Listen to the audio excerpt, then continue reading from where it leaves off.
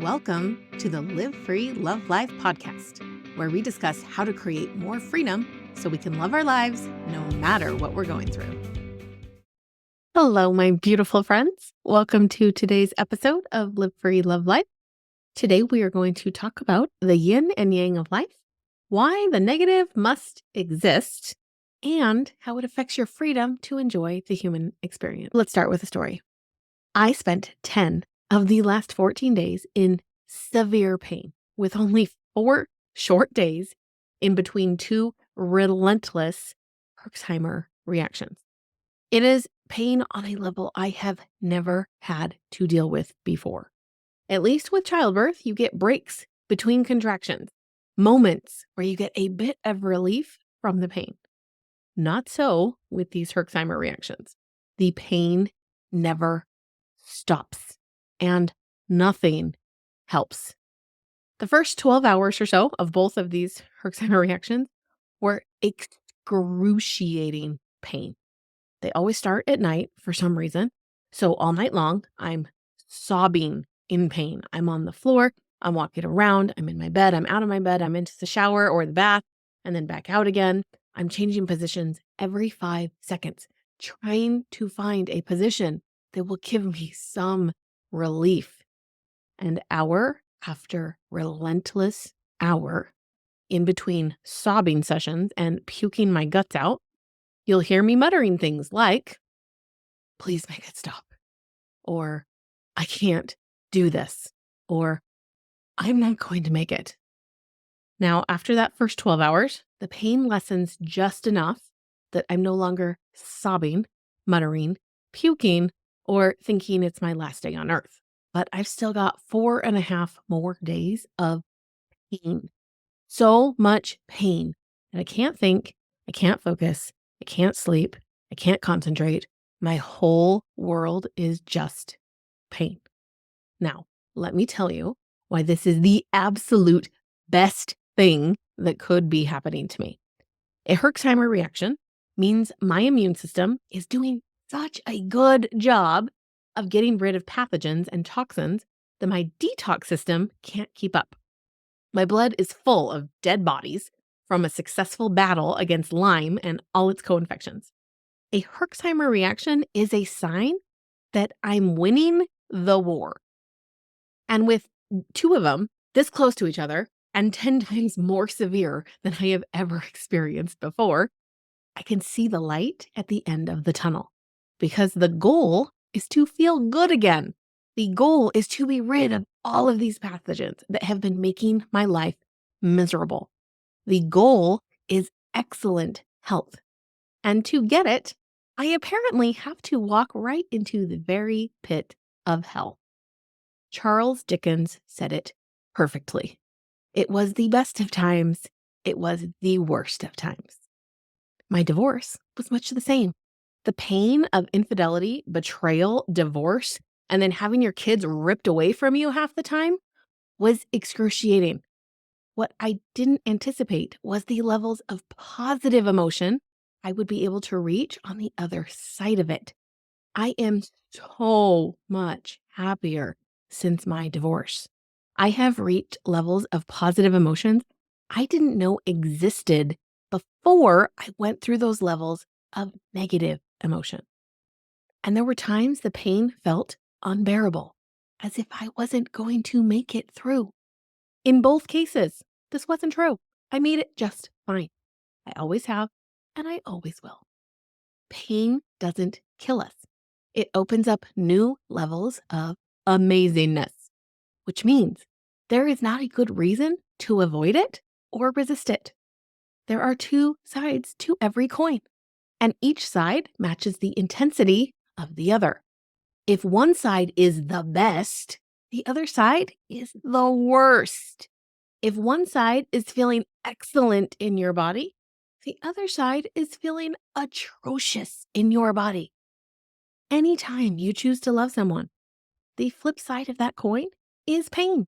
If you choose to love them at a level 1, you will experience pain at a level 1. And that pain can come from any number of things, but you will experience it. When you choose love, you choose pain. Now, if you choose to love someone at a level 10, you will experience pain at a level 10. The more you love them, the more it will hurt if you lose them. The more it hurts when you fight with them. The more it hurts if they betray you. The more it hurts to watch them in pain. Think about my poor husband during these Herxheimer reactions. He had to watch all of this and not be able to help. It was painful for him to watch because he loves me. With love comes pain. There is opposition in all things. It is the human experience. When we resist the negative side of the coin, we give up our freedom to enjoy the positive side of the coin, at least at the level that we could. We are taught to seek happiness above all else. Advertisements bombard us with images of eternal bliss, seeming to promise that if we just buy the right product or live the right lifestyle, we can cast off darkness and sadness for good. But is unbroken happiness really the ideal state of human beings? Or has our society's obsession with positivity actually distorted our experience of life? What if a life without darkness is no more desirable than a life without light? The ancient concept of yin and yang expresses the fundamental duality at the heart of existence. All phenomena arise in relation to their opposite. There is no light without darkness, no pleasure without pain, no growth without decay. Yin and yang represent the two opposite but complementary forces that shape all of nature. This principle applies just as much to our inner lives as to the outer world. A human being is not a creature of pure positivity. We are a balance of light and shadow, joy and sorrow, attachment and letting go. To expect unremitting happiness is to reject half of what makes us whole. The negative side of the human experience, sadness, anger, jealousy, loss, failure, is not something to be eliminated, but something to be deeply felt and understood. It is through sitting with difficult emotions and circumstances that we access the full depth and richness of life. To embrace the 50-50 is to stop running from half of our humanity.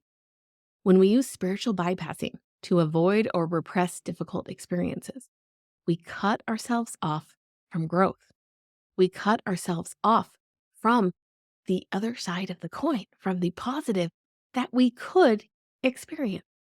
The negative emotions we try to escape carry messages about our deeper selves, messages we need to hear in order to become whole.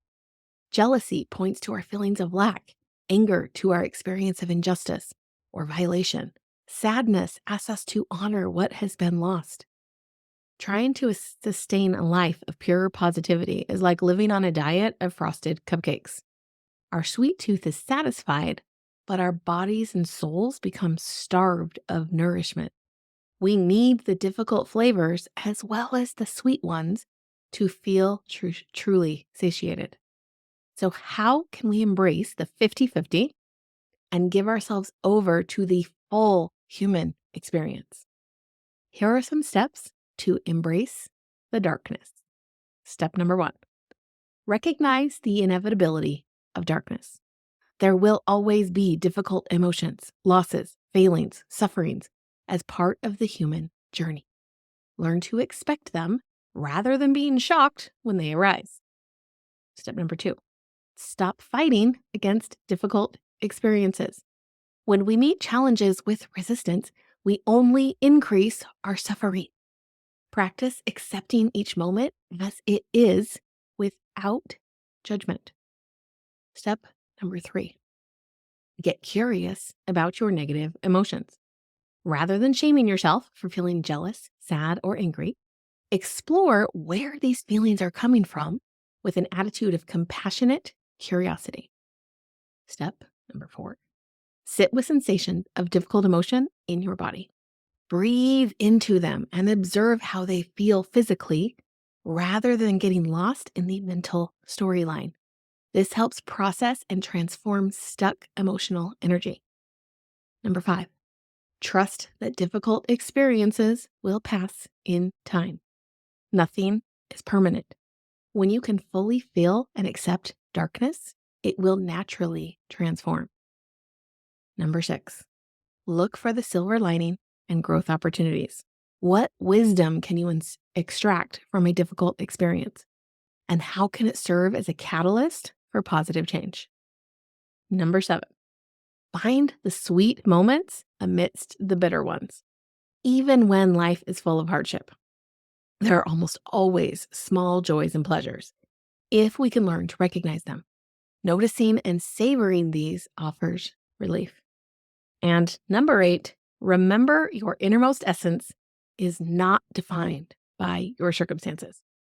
At your core, you are whole, unbroken, fundamentally okay. Difficult external circumstances cannot shake your deepest being. Here are some questions to consider. 1, where are you resisting the darkness? Number 2, why are you resisting it? What does your brain think resistance will accomplish? Number 3, what will it take to embrace it instead? And number 4, what new levels of positivity will be available if you're willing to do so?